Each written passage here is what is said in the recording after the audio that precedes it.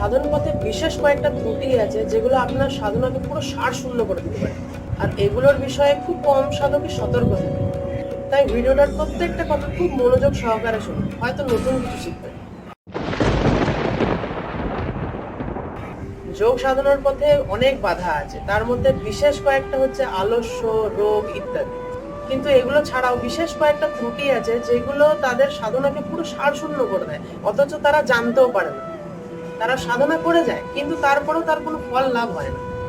আজকে তাদেরই মধ্যে একটা বিশেষ ত্রুটি নিয়ে আজকে আলোচনা করব। ম্যাক্সিমাম সাধকই খুব ডেডিকেশন, একটা উচ্চ ভাব নিয়েই কোনো একটা সাধনা শুরু করে।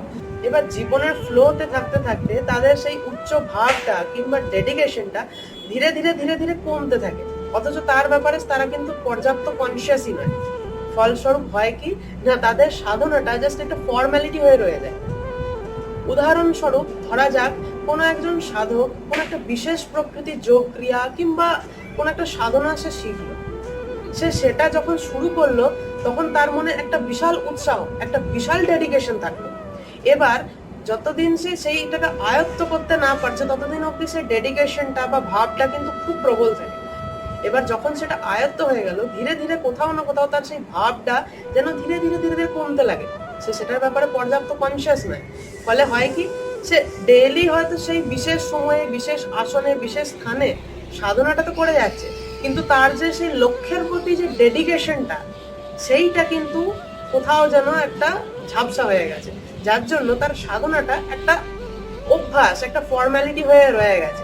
তার সেই তীব্র যে ব্যাকুলতাটা, সেইটা কিন্তু কোথাও যেন আর নাই। ফলে তার সাধনার যে তীব্রতাটা, সেটাই ঠিক মতো করে প্রকট হয় না। এটা অনেক সাধকের হয়। সুতরাং আমাদের এইটা কিন্তু কাটিয়ে উঠতে হবে। সবসময় লক্ষ্যে কিন্তু স্থির থাকতে হবে।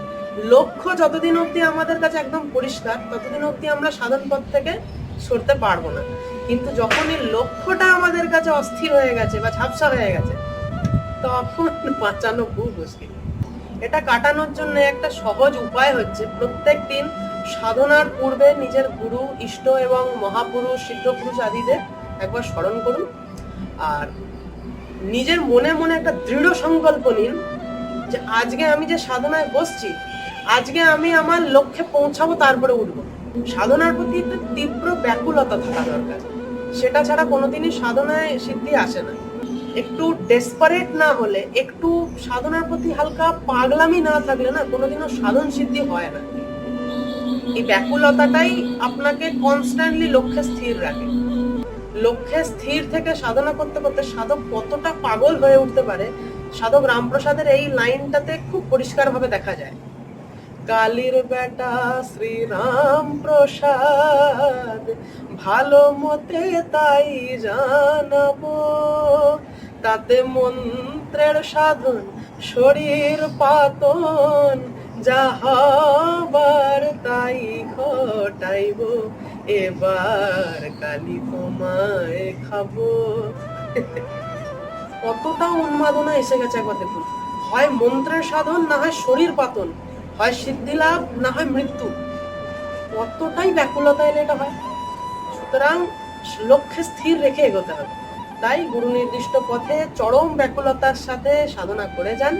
আবার দেখা হবে নতুন কোনো ভিডিওতে। ভিডিওটা যদি ভালো লেগে থাকে তাহলে অবশ্যই লাইক করুন, সাবস্ক্রাইব করে দিন, কমেন্টে জানান, আর আপনার যদি কোনো প্রশ্ন থাকে সেটাও জানাতে পারেন।